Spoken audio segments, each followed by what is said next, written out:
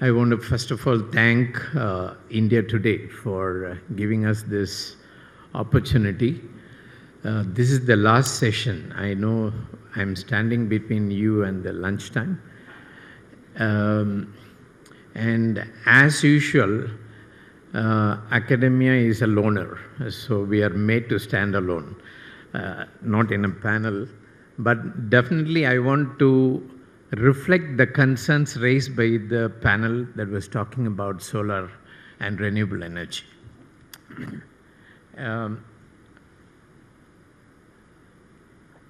First of all, I want to start with the mission that we had. This is one of the segment of our campus that shows the solar farm that we installed almost 10 years back. And this has been the story for today's renewable energy, and especially when we talk about mega farm. And this was born out of the vision of our Honorable PM. Almost 12 years back, we installed this facility. Now, at the backdrop, you see another housing. Not only we have connected this solar energy to the grid almost a decade back, but we quickly switched over to making solar panels. Now that answers the question about what is the need of the hour and what academia has to do. If you see here, this is a panel, the panel making industry that we have set up. And what is the tune at which we are manufacturing? It's about 45 megawatt that we are generating per year. So this is the state-of-art facility that we have, and this is one of the way that we can bridge the skill gap between industry and academia. I just want to take you to the next slide. This is the site at which the solar manufacturing is set up. Because if you look at the academia and you look at the 300 gigawatt worth space that we have to bring renewable energy, where is the manpower? If I were to ask a question in this audience, how many of you have at least touched a silicon panel or a silicon cell? You know what the answer would be. Now leave alone the question of just touching or handling a panel or a cell. How many of us are geared up to make a single panel on our own? Then that shows that there is a serious bankruptcy as far as silicon technology is concerned. We have policy in place, we have business in place, we have the LCOE calculations in place, but who will make the panel? And who will make the cell? And who will make the ingot? And that's exactly what we have done. And this is an ambitious project where our students are geared up, they are trained, and this is a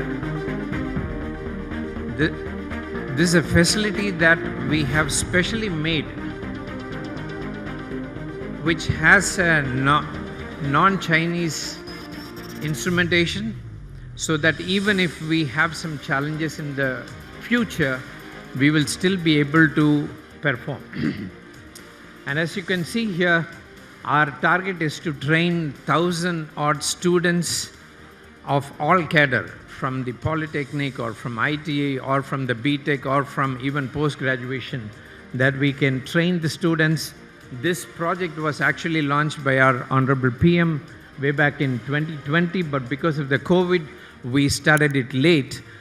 As of now, I should say that we have already manufactured up to 5 megawatt of solar panels. And not only that, we have not used just for captive requirement, but we have already dispersed it to other nations. We have exported these panels to 2 African countries, third world countries. We have also exported this to Australia. And all this is happening in the portals of Pandit Deendayal Energy University.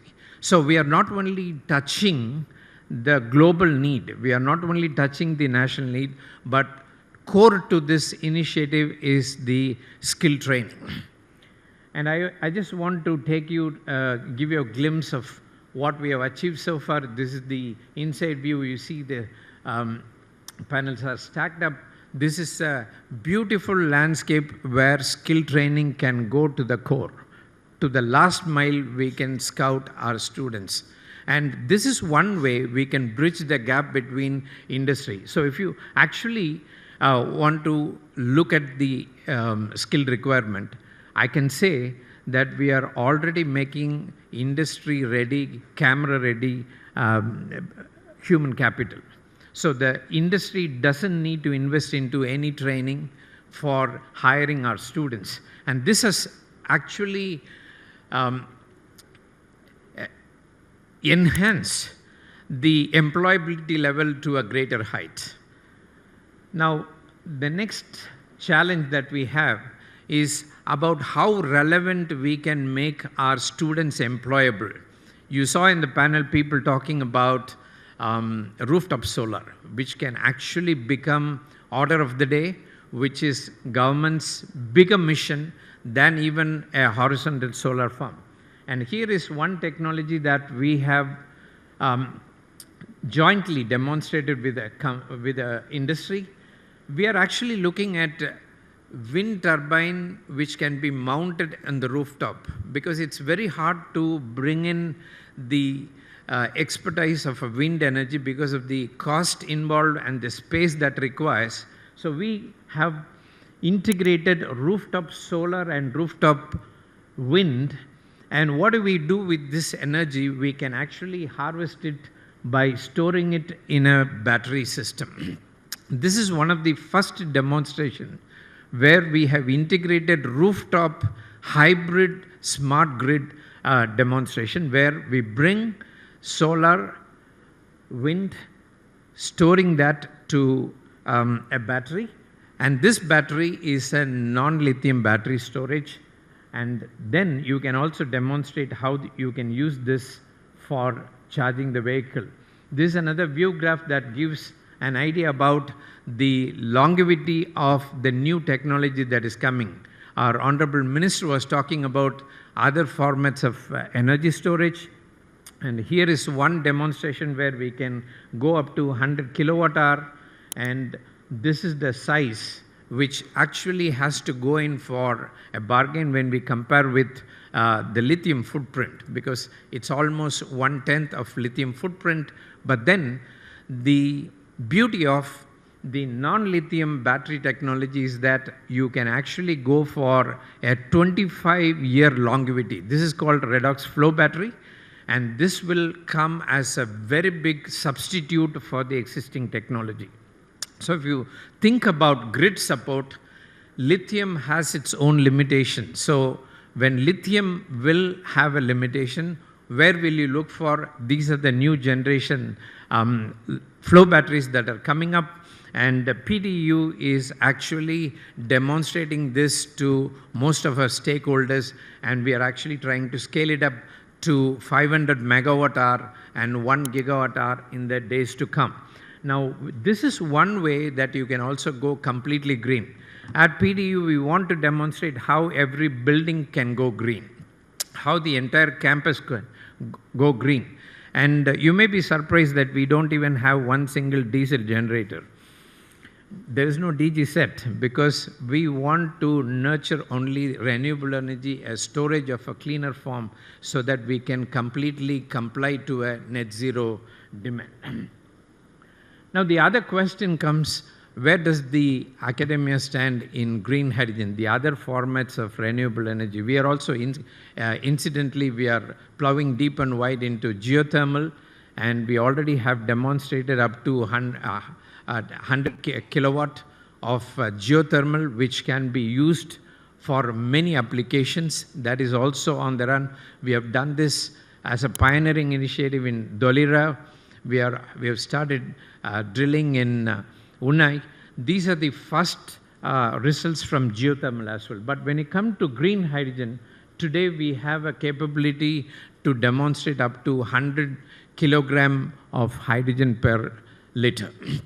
And these are patented technologies. We have already gone for pilot production, and we will be soon trying to tie up with industry to demonstrate and take it forward for a scale-up. Now, when we talk about skill development, I just wanted to give you another edge. One thing is we becoming self-reliant, and the academia has to become a mini industry by itself in order to bridge this skill gap. If you bring the industry, then now the new format that we sense is industry is coming to us for training as well. We are not sending our students to the industry, but industry is willing to send their personnel to be trained in the mid-shifts. And you may be surprised that our manufacturing unit is actually having 3 shifts. We work till morning 3. And between 3 to 7 is the only idling time. So we have actually brought an industry which really answers the question about Skill India. Now, if we talk about Make in India, if we talk about Atmanirbhar Bharat, as Amit Sinha pointed out in the earlier session, we definitely need to invest into human capital. And there is always reluctancy from the academia to go big because they don't want to burn their fingers, they don't want to go into this landscape where the investments are huge. This is where the triple helix model comes into picture. What is this model? Government, academia, and industry partnership. This is one demonstration where we have completely closed the gap between industry and academia. This is one of the other examples that I wanted to leave with you. Huge investment from British Petroleum. We have gone in the highways and byways of some villages, semi-urban and rural landscape. We have brought women and we have trained them in all these NSQ F level 4. And this is an ongoing skill development program for several initiatives. And the last one, I just want to touch and finish with this and probably take some questions. You all are hearing much about semiconductor as much you talk about renewable energy. And Gujarat is the place of happening now, a lot of investments happening. Now, where is the skill training?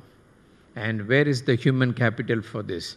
This is where we plunged into another action as much as we took a bold initiative to plug the gap between industry academia in terms of renewable. We have actually joined with Micron. Now, this is not really on the renewable. This is more on the integrated circuit chips, IC chips.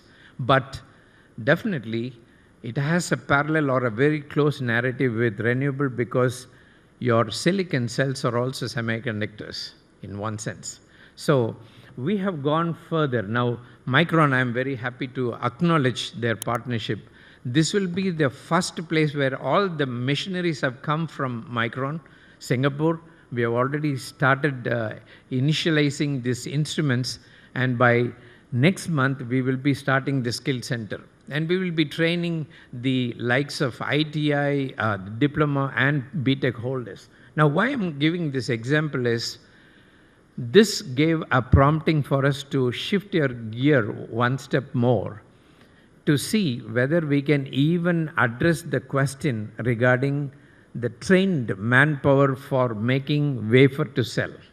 And that's our next initiative. We are cohorting with the government of Gujarat to make sure that we also train our students not only making cell to panel, but we will also make wafer to cell. And this cannot happen without the benevolence of the government of India, the government of Gujarat. And this is the landscape that we have already. These machines are there, and it is something that nobody can imagine that academia can take this risk going into this sort of infrastructure to train the manpower. So I just want to stop here with this and probably take some questions. The question that academia has to ask is, if not now, when? If not me, who? So this rigorous introspection is needed from the academia, and when I'm talking with this confidence, it cannot happen without hand-holding with industry and the government. We have had the benevolence of both, but academia has contributed more than 30% into the infrastructure resources that we need. So unless academia rises to the occasion for the amount of skill set that we need in all formats of renewable energy and more so in the upcoming semiconductor industry, the human capital will be very, very poorly placed. And therefore, ladies and gentlemen, I just want to appreciate your presence here. And I want to challenge, like our previous speaker said, there is no thank you slide for my presentation. But I just want you to partner with us. There should be a very rigorous soul searching as to how much industry would like to invest into academia to bring the manufacturing line right into the campuses. And there cannot be only one institution called PDU for the entire country. In the north and south, in the east and west, this story has to be told many times so that the whole nation together will rise as an army. And that's why I like how the India Today titled my topic as how to raise the brigade, skill brigade. And it's a big challenge. But I want to sincerely appreciate both the benevolence of industry and government in making this entire challenge a very rich enterprise for the academia. And I'm sure as we are sharing this with you, there will be many more academia which will rise up to the occasion to provide a brilliant skill set for the nation. Thank you.